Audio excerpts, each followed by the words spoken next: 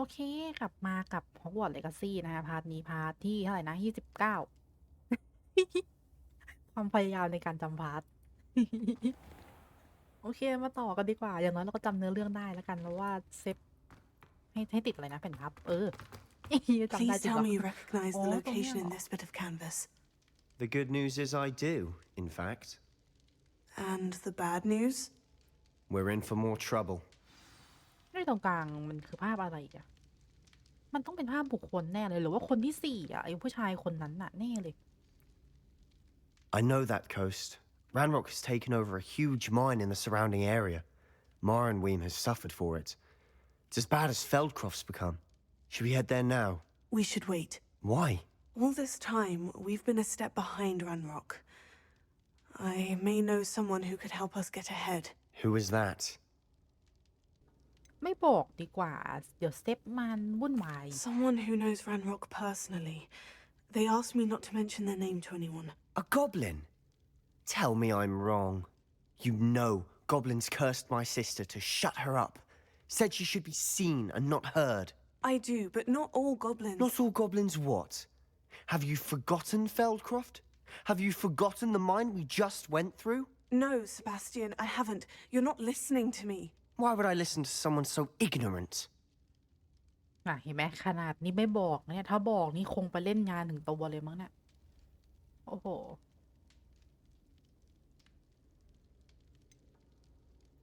You don't know what you're saying. Take a breath for a moment. Oh, I know precisely what I'm saying. Unbelievable. ใจเย็นก่อนดิเซฟเดี๋ยวทำให้นะ แต่ไอหายน้องหายหรือเปล่าอันนี้ไม่รู้เพราะว่าไม่ใช่หมอรักษาคำสาปมารักษายังไงฉันก็ไม่รู้อ่ะโอ้ยเนาะตัดหน่อยได้ไหมมันไส้ไปเนี่ยเหมือนเราจะลืมเพลินจริงๆด้วยอ่ะอยู่ไม่ใช่อ้าวอันนี้คือได้แล้วเหรอไหนอะน้องตัวใหม่โอ้ดีน่ารักโอ้ยเดี๋ยวแป๊บนึงนะลืมสร้างไอ้นี่ให้อ่ะไอ้ที่ทำอาหารไม่ใช่เดี๋ยวที่ให้อาหารสิไหนโอเคประมาณนี้โอเคเดี๋ยวเอาที่เล่นให้ด้วยข้างๆกันโอ้ยหมุนผิดทางตลอดเลยเราโอเคไหนมาดูหน่อยนี่ขับให้อันนึงขับให้อีกตัวหนึ่งเอาขับผิดตัวขับให้หมดเลยโอเคเมื่อกี้ใครเก็บผลได้มาขับให้หมดหายไปไหนคนตัวหนึ่งอุ้ยนั่นไงมานี่โอเคเอาล่ะไปแล้ว Deek know about the newborn thestral. นึกว่าจะไม่เห็นแล้วจะอยู่คอกมันก็ไม่มีอะไรโอ้โหเกือบไปต้องรอใหม่แหละมาดีส่งโปรเจกต์ครับมีลูกมัดตัวใหม่น่ารักมากเลยอยากจะบอกให้โหดีต้องไปดูนะเข้าใจไหม Hello, Deek. You'll be pleased to know that a little thestral was born. How wonderful to have more thestrals in our world. Such misunderstood beasts. I'm sorry that we both can see thestrals, Deek. Deek is privileged to see such majestic beasts. But sometimes wishes Deek couldn't. Deek is to blame. What do you mean, to blame? Years ago, Deek's master ordered Deek to help him capture a phoenix, the rarest of all beasts, that master had spotted high on a cliff. The phoenix was the most beautiful beast Deek had ever seen. Deek begged master to leave her be. When Deek hesitated to climb up the cliff as ordered, Deek had to punish himself. As Deek punished himself, master grew angrier and angrier, and in his frustration cast at the regal bird. Deek suspects the phoenix was protecting eggs when it swooped down in fear and fury. Before Deek could reach him, master fell from the cliff. Deek stayed on that cliffside for days, punishing himself, before Tobbs found him.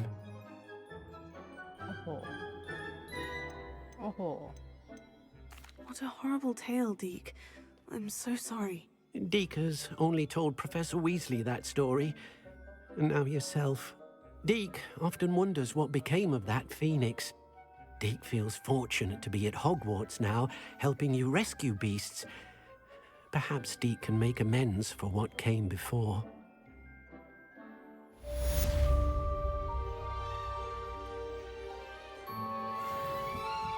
เรื่องของดีก็แม่งดาร์กจริงๆกับดาร์กมากอะโอ้โหโอเคเอาเป็นว่าเอ้ยเรามีไอ้นี่ไงได้เสื้อใหม่เดี๋ยวค่อยใส่แล้วกันทำเควสต่อดีกว่า Tell what lies in wait for me in there. เรื่องมันคงไม่ได้ขัดแย้งกันใช่ไหมเพราะว่าอันนี้ก็มาหาเซฟก่อนหน้านี้เพิ่งทะเลาะกับเซฟเรื่องไอ้เนี่ยก็อบบินอีกโอเคเอาเป็นว่าได้แล้วกัน You're here. Good. ครับ Sebastian, that relic you mentioned. I believe one of Slytherin's students stumbled upon the relic during an assignment to study sarcophagi in this catacomb. From what I read in a report by the student, they weren't permitted to take it with them, so I must assume it's still here. As I mentioned earlier, this relic grants its holder the power to reverse dark magic curses. If it's in this catacomb, I have to find it. For Anne. I need to see her. อ้าวเฮ้ยเมื่อกี้เหมือนมันจะหลุดเลยอ่ะอุ๊ยเชี่ยตกใจหมดโอ้ I'd be interested to know what else the student discovered. Have a look. Unfortunately, there's no name on it, but I suspect if it was important enough for Slytherin to stash in his spellbook, it's worthy of further study. ปะสำรวจ I'm ถ้ำ ready ใช่ to ไหมได้ explore the catacomb. Perhaps we can visit Anne when we've finished. Perfect. By the way, Ominous has been asking about you. You didn't tell him what we were doing, did you? I didn't, I promise. Good. Ominous would be livid if he knew what we were about to do. แล้วปฏิเสธของเซฟได้ I'll ไห be มวะเนี่ย interested to compare what lies inside to what I've read about this catacomb. ไม่เปลี่ยนเวทคืนก่อนเราทำอะไรที่โอ้โหเซฟแม่งเอาสุดทุกอย่างจริงๆว่ะโอเคเซฟตามมาเราอยู่ I'm นี่ sure that foul smell is the scent of success. Try not to lose your nerve just yet. เฮ้ยมีมอนว่ะ Revelio. เอ้ยมอนประเภทใช้ไฟเนี่ยอะไรเดี๋ยวนะประเภทใช้ไฟนะเอาไม่ใช่แมวมุมเฉยเลย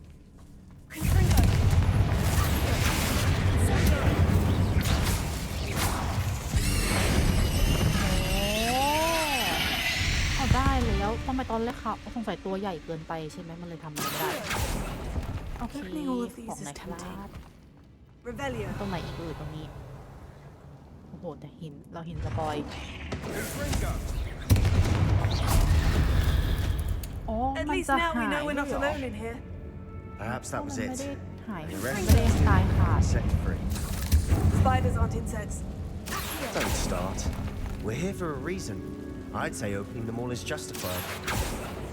อ้าวไม่มีอะไรอ๋อ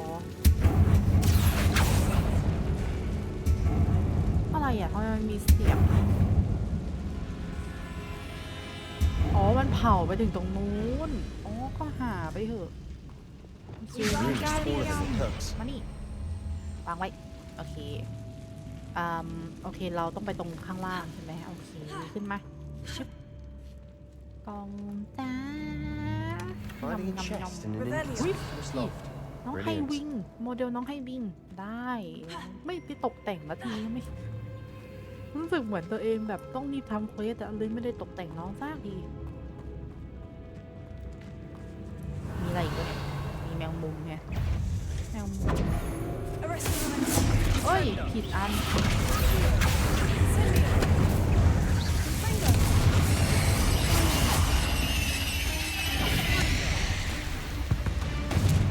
โอเค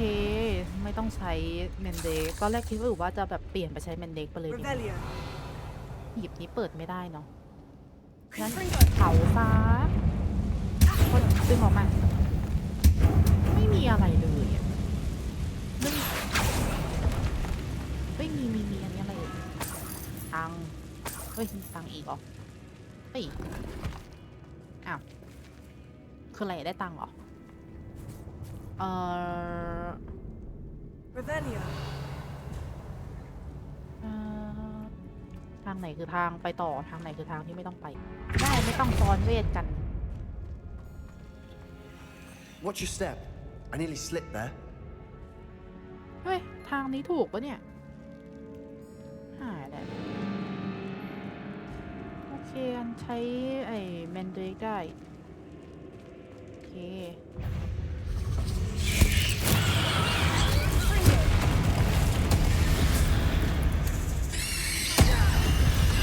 เอาเราก็นึกว่า All this ไปต่อ grass. ได้ It no longer feels like a tomb. ทำ I've ไม read ยาก about ขึ้น catacombs that underwent expansion efforts and ran into problems, often cave-ins. And then were abandoned. Exactly. We'll be fine, though.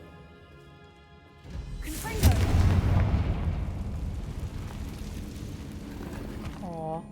นึกว่าทางไปต่อทางนี้ก็ตันเนาะโอเคคิดถูกแล้วที่มาปาเซฟแล้วก็อันนี้ตรงไปใช่ไหมโอเคเฮ้ยเราต้องรอเซฟวิ่งมาปะกว่าจะวิ่งมาเฮ้ยพัซเซิลเหรอ Revelio. ชีสพัซเซิลขอไต่ขอบกำแพงแล้วอันนี้ Now this source of ปิด great เอาไว้ reminder to be buried เพราะฉะนั้น in. เราต้องลงข้างล่างเหรอ Surrounded by grandeur. Grandeur and then some. Even an altar with a pile of bones. Lovely. Bones outside a sarcophagus. Seems odd.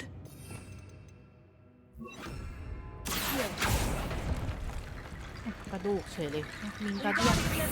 เอาไปไว้ไหนอะกระดูกอะ There's something here by the altar. เฮ้ยตามมาหน่อยดิกระดูกอยู่อย่างนั้นไป What did you find? จะบอกว่าไม่เจอได้ไหมอะ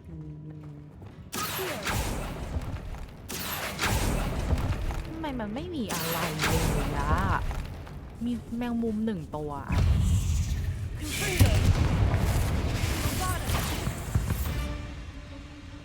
Revelio. ไม่มีอะไรเลยนะมีตังค์อย่างน้อยก็มีตังค์นำอันนี้คือเราต้องพังเข้าไปหรือเปล่าก็พังเข้าไปได้นี่หว่าอ๋อนี่ไงเจอจุดใส่แล้วมานี่ขยับได้แล้วทีไม่เจอจุดใส่มันไม่ให้ขยับเข้ามาดีนะมันต้องอันซ้ายหรืออันขวาไม่รู้วางไว้ก่อนโอเคเอาทั้ง2 อันเลยเหรอไม่เห็นมีอะไรเกิดขึ้นเลยเอาเป็นว่าเราไปตรงข้างล่างนี้ก่อนเซฟมาเป็นเพื่อนหน่อยดีไม่มาหรอไม่เป็นไรเซฟเขาไม่อยากมากับเรา We've made it this far, but clearly we have more to do.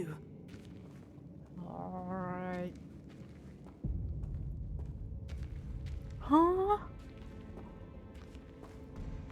พัซเซิลเลยพัซเซิลเลยพัซเซิลอีกทีหนึ่ง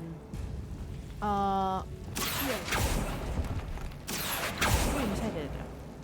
ถ้าลงไปต้องลูมอส Lumos. ลงแล้วถึงจะลงได้เรามีแค่นี้หรอนั่นไงอันหนึ่งโอเคแล้วก็เอาน้องขึ้นมาแล้วก็ขึ้นข้างบนอีกรอบนึงก่อนกันเอาไว้ก่อน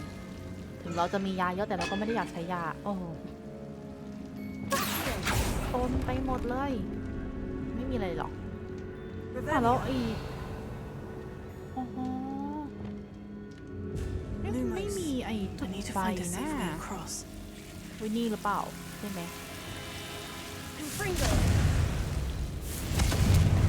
โอเคโอ้ยผิดอัน Lumos. แล้วก็ฝั่งนี้อีกไปขึ้นไปอีกโอเคอ๋อโอเคดึงมาได้แล้วใช่ไหมโอเคมาขึ้นไปประมาณนี้ไม่ได้เหรอได้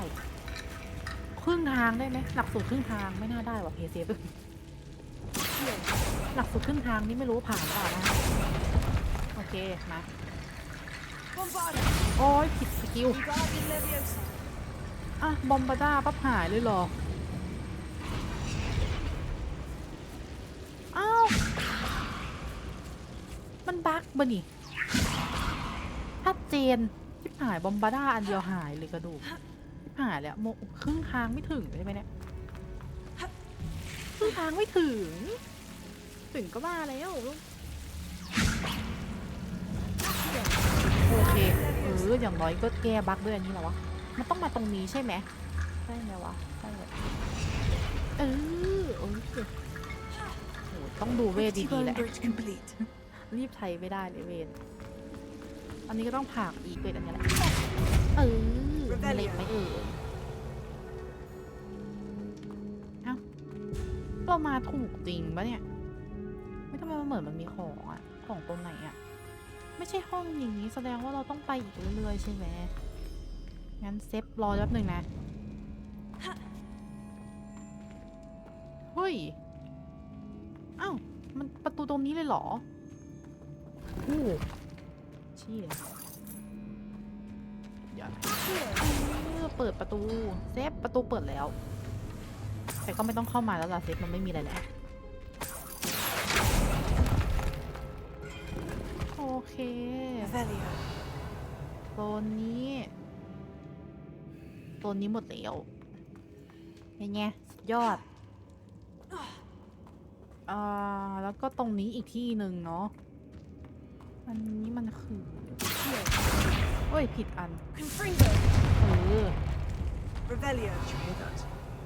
We're in a tomb. I assume eerie sounds come with the territory.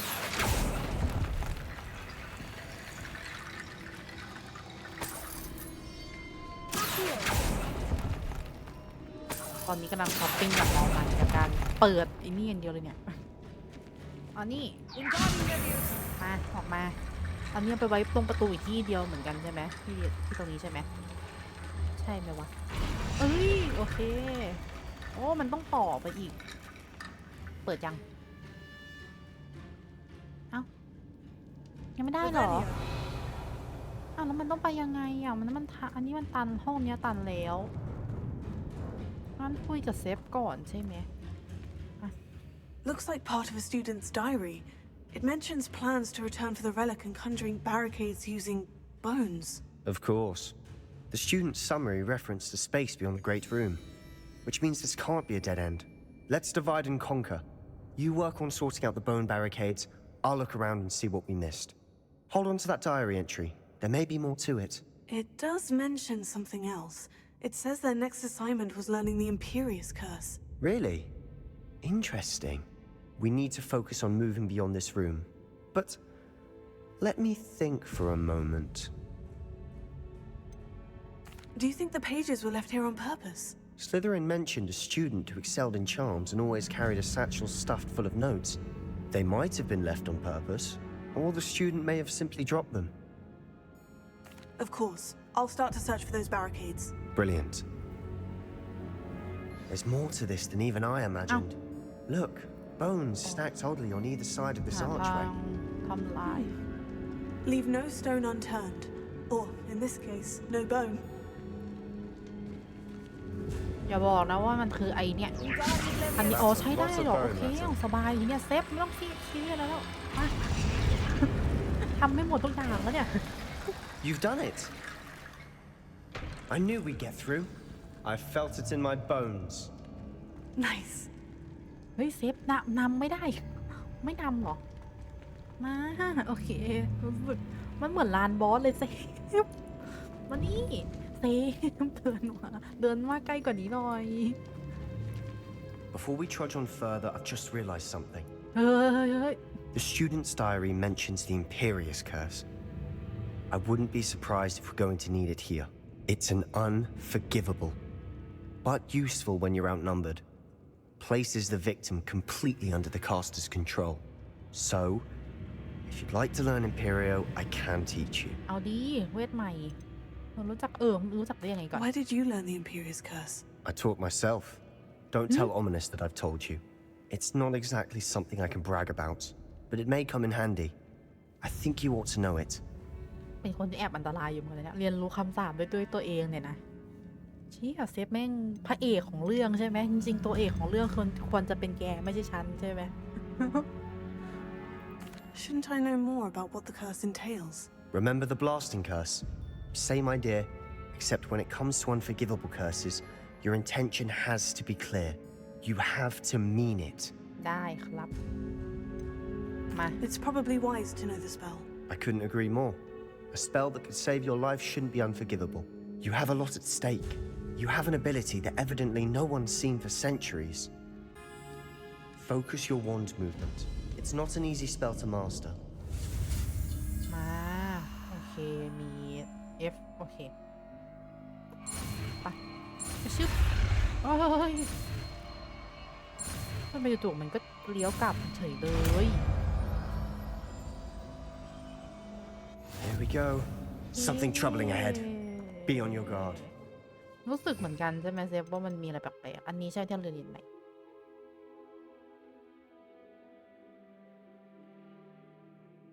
แล้วเกิดอะไรขึ้นนะ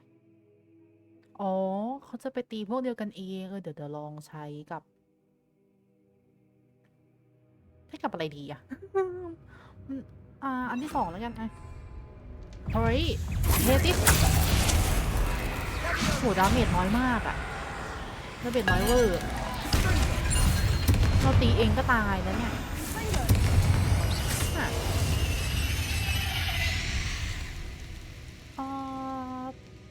เราไม่ได้เล่นสายเวทอ่ะมันก็เลยแบบทำให้ดูไม่ค่อยมีประโยชน์อะไรโอเคเราควรจะไปทางเฮ้เซฟโซนไหมอุ้ยเคยพร้อมกันเราเจอของเล่นแล้วเซฟเก็บของมาเดินไม่ได้ยังเดินไม่ได้ไหนลองทิ้งใครได้ปะ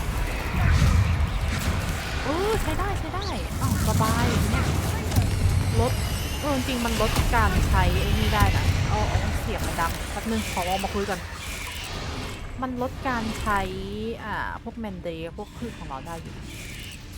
แต่จริงๆถ้ามันมาตอนต้นจะดีมากแต่มันมาไม่ทัน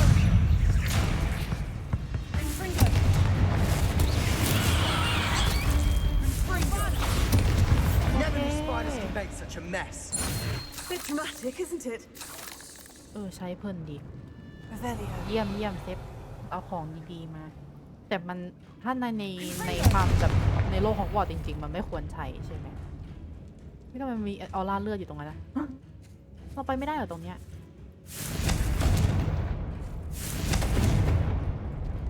หรือเราเดินได้เลยอ้าว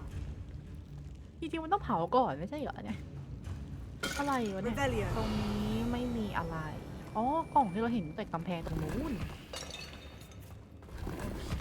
โอเคถือว่าเราได้ของมาเยอะมากเลยเนี่ยหมดแล้วเนาะโอเคหมดแล้วปลาเซฟจริงๆใยแมงมุมนี่มันต้องหายเลยนะทุกคนติดทุกอย่างอ่ะจริงไหนอันนี้เนี่ยมันต้องเป็นอย่างนี้เขาใช้เวทเยอะมากเลยอะรู้สึกเราเปลี่ยนไม่ได้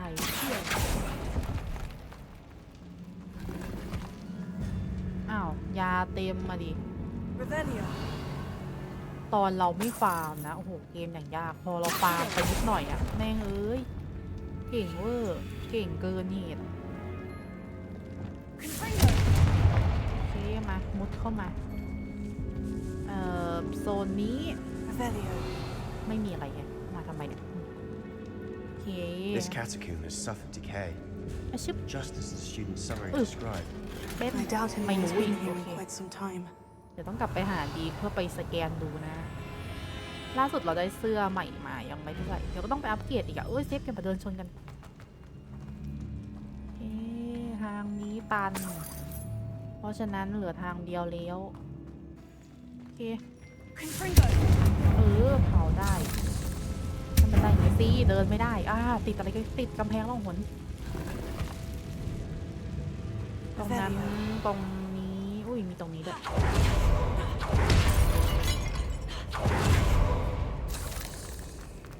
เซฟรอนานมากตอนเนี้ยแล้วเข้าไงอันเนี้ย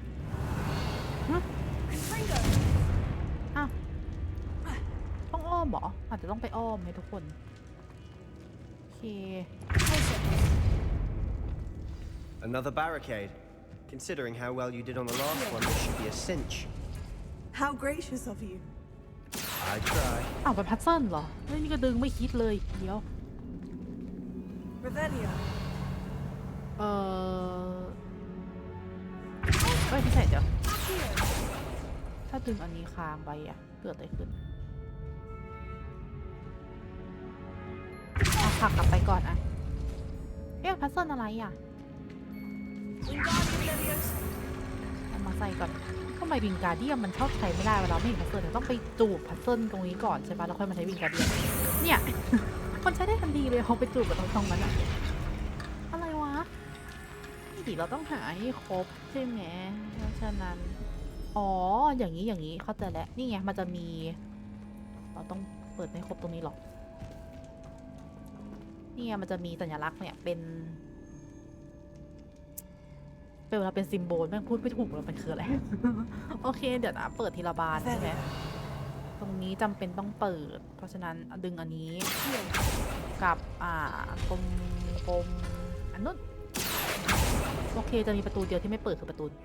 มังมุม This looks different than what we faced อ่ะ before. ไม่เห็นเปิดเลย Now we're also dealing with rune symbols. ไม่ใช่หรอ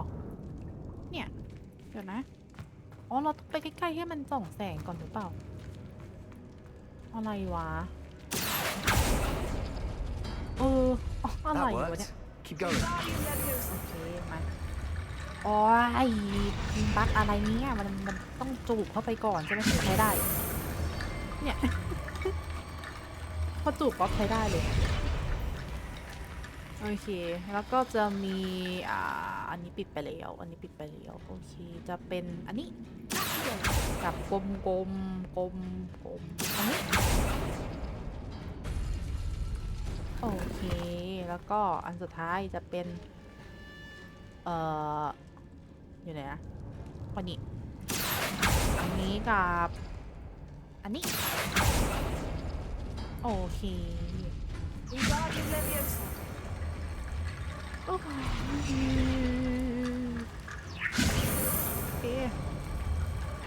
โอเคเปิดได้เรียบร้อยเทคอีกรอบหนึ่ง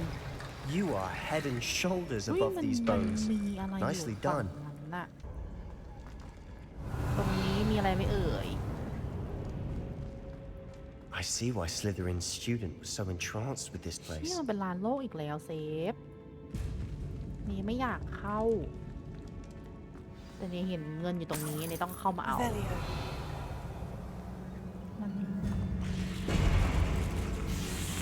มันน่ากลัวเนาะ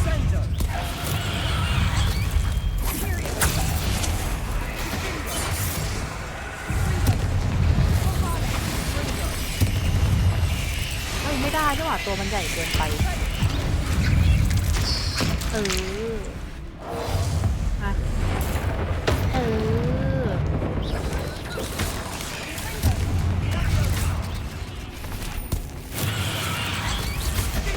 อุ้ยชิบห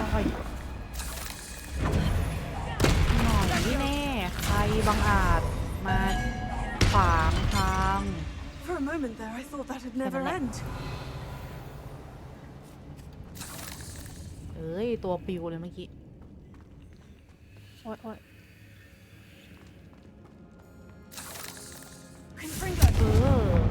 ต่อเซ็ปทำไมมันไม่มีอะไรเลยมันก็ไม่เชิงว่าไม่มีอะมันก็มีแหละ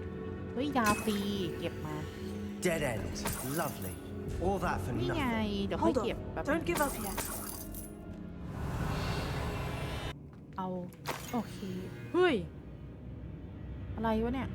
เอาศพมาแขวนเอาไว้เป็นพีระมิดหรอ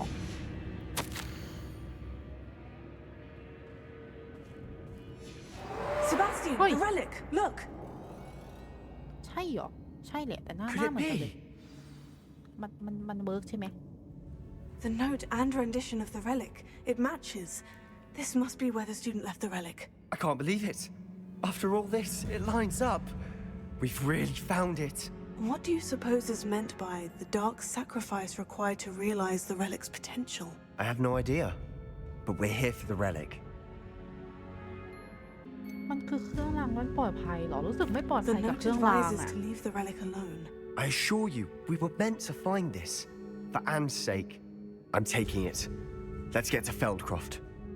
I must keep this relic secret, โอ้ย especially from my uncle. โอเคได้เราเชื่อ ใครอยู่ตรงนั้นน่ะเซฟไปคุยเดี๋ยวนี้เลยนะเซฟไอเซฟ Is that เจ้าที่เข้ามาแล้วเนี่ย ominous? ไหนบอกว่าไม่รู้ไง ไม่รู้ก็แย่แล้ว Ominous. The sounds we kept hearing. It was you. You gave me no choice. I had to follow you. Sebastian, please, leave the relic alone. We can find another way to help Anne. I'm sorry, Ominous, but I'm taking it. No, you're not. If you won't put it back, then I will. Hold on, both of you. Sebastian, please take a step back. Fine. But Ominous knows. I won't step back เฮ้ย from เดี๋ยว a พวกมึง fight. จะสู้กันปะเนี่ยเดี๋ยว Can't believe this. เฮ้ยอย่าสู้กันนะ How much did you hear? Everything. I was glad to hear you tell Sebastian to leave the relic. We need to stand together. Convince Sebastian this is wrong. And if nothing will change his mind? Something has to. I need your help. ก็ได้รู้สึกเซบาสเตียนคิดไม่ถูกอะรู้สึกคำสาปไม่น่ามีผลกับไอ้เครื่องรางเนี่ย You're right. This seems far riskier than Sebastian realizes. Good. We're agreed. We don't allow him to leave here with the relic. I do think we should talk to him, but I fear we won't stop him from taking the relic. What are you suggesting? I'm suggesting we negotiate. We allow Sebastian to leave with the relic under one condition. After this, no more. I feel that's what we agreed to in the scriptorium. I'm being taken for a fool. You're not, Ominous. This may be the only way to keep your friendship intact. Let's trust him to know what's best. Fine. If I trust him on this, I'm trusting you too. The dark arts seem harmless until it's too late. Go then. Leave with the relic. I'll not say a word more. I hope I don't regret this. ออกมากันมา Sebastian, we're ready. What is it? I haven't changed my mind. Ominous has. Let's go. What? Ominous? I'll explain on the way. Come on. หลอกล่อเร็วเซฟเร็วมาเร็วอย่าบอกโลกนี้ให้ใครรู้เข้าใจไหมเซฟ Ominous and I found a compromise. Ominous simply needs a moment with you and he'll change his mind. Is that it? I told him we ought to give you this chance, that the relic is too important to ignore. There has to be more to it than that. Tell me. We agreed on what was needed, Sebastian. You have my word. ฟังตรงนี้คือทางออกหรือเปล่าใช่ตรงทางออก I never wanted to keep all this from Ominous. He just doesn't understand. And I didn't want to worry him all over again. อย่ารู้มากนะเซฟอย่ารู้มากนะขอร้องแหละ As we were leaving, Ominous wouldn't even acknowledge me. That's not like him. He was troubled, Sebastian. Even though we agreed to it all, it's been a lot to take in. I thought he understood. He knew we couldn't give up. All of this is too important. For Anne. เมื่อกี้เราตอบถูกปะวะเราเลือกที่จะช่วยโอมินิปะชิบหายแล้วเหมือนเราตอบผิดหรือเปล่าทำไมเอาเป็นว่าเราเลือกทางนี้แล้วมาต่อให้จบมันวาร์ปไม่ได้ไงอ๋อติดเควสอยู่เหรอต้องเดินไปเองเหรอเอามาอ๋อเซฟก็จะเดินตามเราไปอย่างนี้เรื่อยๆเหรอทางตรงเป็นไหมเซฟ When we get to Feldcroft, I'd rather Anne not know what had to be done to get this relic. She thinks like Ominous. It'd only upset her. เฮ้ยทำไมควันขึ้นแบบหนักขนาดนั้นนะหรือเพราะมันเป็นหน้าหนาวเขาเลยแบบใช้ไฟเยอะ Oh no, this isn't good. โอเคมันคิดไปเอง Smoke, over there, by the hamlet. เคนี่ไม่ใช่ไฟฤดูหนาว นี่คือเกิดเหตุอะไรที่หมู่บ้านที่ Feldcroft's ผ่าน in เนี่ย trouble. They're under attack. Let's hurry. ไหนวะอยู่ไหนอะไม่มีตรงกลางโอเค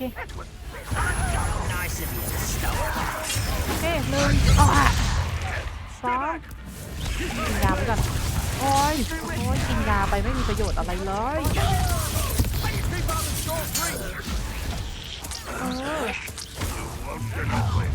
เอ้ย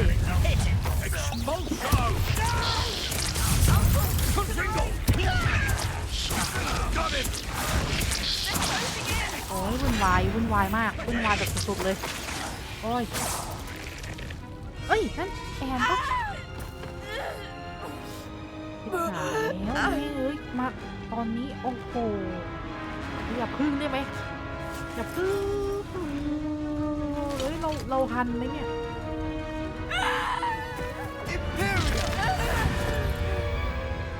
ชิบหายแล้วชิบหายแล้วเวทมีเป็นล้านชิบหายแล้ว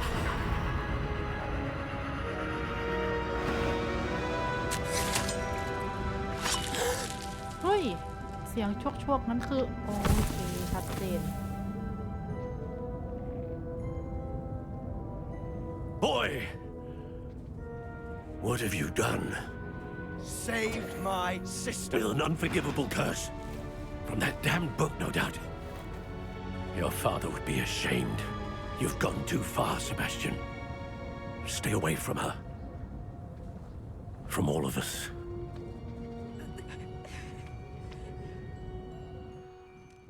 What did my uncle expect me to do? The Imperious curse saved Anne's life. That goblin was going to kill her. เวทมีเป็นล้านเอามาต้องเอาเวทนั้นนะ